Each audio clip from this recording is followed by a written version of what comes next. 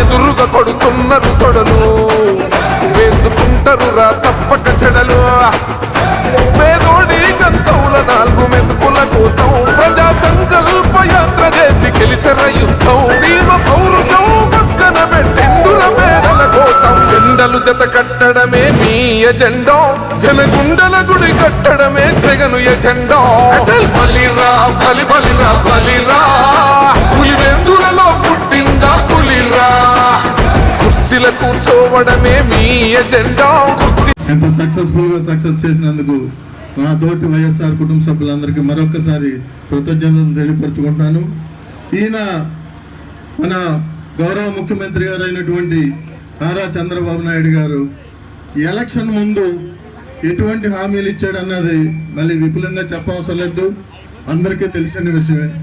ఈ హామీలన్నింటినీ కూడా కుండలో దొక్కేసి మనందరికీ కూడా ఒక్కొక్క వర్గానికి కూడా వెన్నుపోటు పొలుచుకుంటూ వచ్చాడు. ఈ రోజున ఎంప్లాయీస్ ఉన్నారంటే వాళ్ళకి సంవత్సరం నుంచి అపాయింట్మెంట్ కూడా ఇవ్వట్లేదట. అది వారి పట్ల ఉన్నటువంటి ఆయనకి గౌరవం. ఆ ఎన్జిఓ సపోర్ట్ తోటే ఆయన గద్దెనెక్కడం జరిగింది, మన అందరికీ తెలిసిన విషయం అది.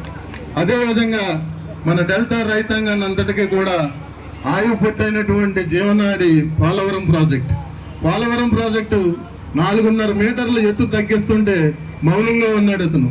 ఈ రోజున పోలవరం ప్రాజెక్టు మన ధవళేశ్వరం బ్యారేజ్ తోటి సమానం. ఏమి రిజర్వాయర్ కెపాసిటీ బాగా తగ్గిపోయింది. ఇది 2వ పంటకు నీరు ఇవ్వాలంటే మళ్ళీ మామూలు రోజులే, మనకి పాత రోజులే. ఇది రైతుల పట్ల వెన్నుపోటు.